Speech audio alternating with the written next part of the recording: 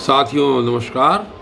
और कल की वीडियो में आपने सुना था कि भगवान श्री कृष्ण अर्जुन को सात्विक, राजसिक और तामसिक गुणों के बारे में बता रहे हैं। और कल आपने सुना कि किस प्रकार जो व्यक्ति सत्वगुण में रहता है, जो व्यक्ति रजोगुण में रहता है और जो व्यक्ति तमोगुण में रहता है, उसको किस प्रकार की उसकी अवस्था होती है। सत्वगुण से ज्ञान उत्पन्न होता है, रजोगुण से लोभ उत्पन्न होता है और तमोगुण से प्रमाद इत्यादि की उत्पत्ति होती है। उसके उपरांत भगवान श्री कृष्ण ने बताया कि किसी मनुष्य की रजोगुण, तमोगुण और सतोगुण, तमोगुण और रजोगुण के अनुसार किस प्रकार उसकी गति होती है। जो सत्वगुण में मनुष्य रहता है उसका जन्म स्वर्ग आदि लोकों में सत्वगुण वाले मनुष्यों के साथ होता है, और जो रजोगुण में व्यक्ति रहता है उसका जन्म मनुष्यों के बीच में होता है, और जो तमोगुण में रहता है उसका जन्म मूढ़ योनियों में, यानी कि पशु, पक्षी, कीट, पतंग इत्यादि में होता है। और उसके बाद भगवान श्री कृष्ण ने बताया कि जो व्यक्ति इन तीनों गुणों से ऊपर होता है वो मुझ परमात्मा को प्राप्त कर लेता है, यानी कि जो भगवान के गुण हैं वो इन तीनों गुणों से ऊपर हैं। और उन्होंने फिर आगे बताया कि इस शरीर की उत्पत्ति की जो प्रकृति है उससे ऊपर जाकर वो मृत्यु, वृद्धावस्था और सभी दुखों से मुक्ति पाकर मेरे अंदर समा जाता है, मुझको प्राप्त होता है। और आज साथियों देखिए क्या कह रहे हैं भगवान श्री कृष्ण की इस बात के ऊपर। भगवान श्री कृष्ण ने जब ये गूढ़ बातें अर्जुन को बताई, फिर अर्जुन ने इस पर एक प्रश्न किया। अर्जुन बहुत देर से केवल सुन ही रहे थे, पर आज उन्होंने प्रश्न पूछा। आज वो कहते हैं, अर्जुन उवाच, अर्जुन ने कहा, केलिर्गई स्त्रीणां गुणान् एतान् तीतो भवति प्रभो, किमाचार्य कथं चेतान् स्त्रीन् गुणान् निवर्तते। ये कहते हैं कि इन तीनों गुणों से अतीत पुरुष, अभी तक भगवान श्री कृष्ण ने सब बताया कि भाई सत्वगुण, रजोगुण, तमोगुण के बारे में सब बात बताई, लेकिन अब यहाँ पर भगवान श्री कृष्ण से अर्जुन ने एक प्रश्न पूछा कि इन तीनों गुणों से अतीत पुरुष किन किन लक्षणों से युक्त होता है, यानी उस पुरुष के क्या क्या लक्षण होते हैं जो इन तीन गुणों से अतीत हो जाता है, अर्थात इनको भी वो पार कर जाता है, और किस प्रकार के आचरण वाला होता है, यानी उसका आचरण कैसा होता है, और हे प्रभु किस उपाय से इन तीनों गुणों से अतीत होता है। यानी यहाँ पर भगवान श्री कृष्ण से अर्जुन ने ये प्रश्न किया, ये तो आप मुझे अवश्य बताइए कि उसके लक्षण क्या होते हैं, लेकिन यहाँ पर ये पूछ रहे हैं कि कौन से उपाय से वो व्यक्ति इन तीन गुणों से ऊपर जा सकता है।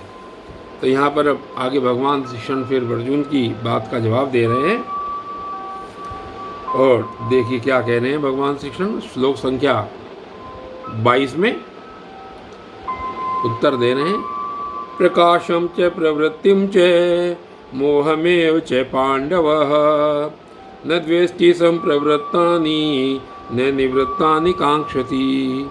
लक्षण बताए यहाँ पर, क्या लक्षण बताए हैं कि हे अर्जुन, जो पुरुष सत्वगुण के कार्य रूप प्रकाश को और रजोगुण के कार्य रूप प्रवृत्ति को और तमोगुण के कार्य रूप मोह को भी न तो प्रवृत्त होने पर उनसे द्वेष करता है और न निवृत्त होने पर उनकी आकांक्षा करता है, ऐसा मनुष्य। यानी कि सत्वगुण के कार्य रूप प्रकाश का मतलब क्या हुआ?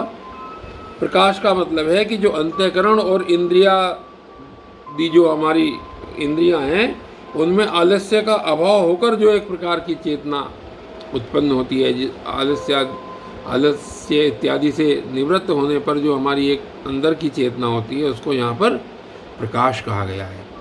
तो जो अर्जुन जो कहते हैं कि जो मनुष्य, जो पुरुष सत्वगुण के कार्य रूप प्रकाश को, अर्थात उसके अंदर चेतनता एक ऐसी आ जाती है रजोगुण की प्रवृत्ति को और तमोगुण के मोह को। यानी यहाँ पर जो अन्य चीज़ें हैं उनको मोह कहा गया है कि निद्रा और आलस्य आदि की बहुलता से जो अंतःकरण और इंद्रियों में चेतन शक्ति के लय होने को यहाँ पर मोह कहा गया है। यानी कि जो मनुष्य आलस्य और निद्रा में रहता है तो उसको जो है मोह यहाँ पर कहते हैं कि वो होने पर भी न तो क्या होता है, न तो प्रवृत्त होने पर द्वेष करता है और न निवृत्त होने पर उनकी आकांक्षा करता है। यानी कि वो इनमें समभाव से रहता है।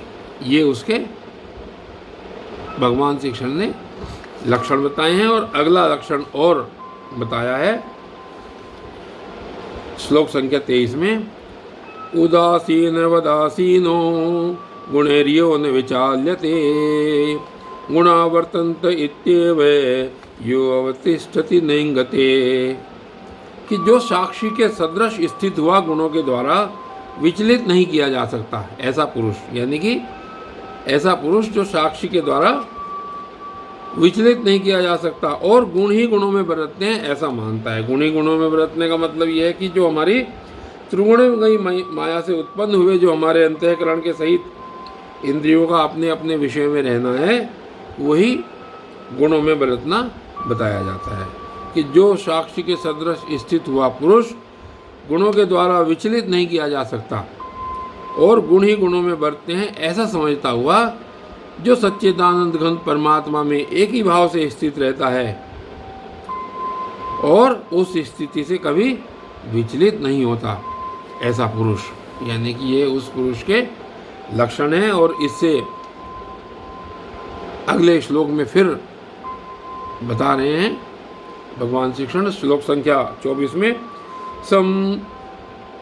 सम दुखे सुखे स्वस्थे समलोष्टा सम कांचन तुल्य प्रिया प्रियो धीर अस्तुल्य निंदात्म संस्तुति।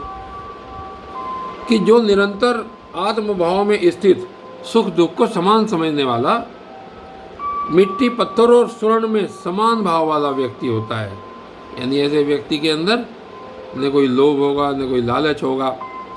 तो जो मिट्टी पत्थर और स्वर्ण में समान भाव वाला ज्ञानी, प्रिय और अप्रिय को एक सा मानने वाला और अपनी निंदा स्तुति में भी समान भाव वाला जो व्यक्ति होता है वह पुरुष गुणातीत कहा जाता है।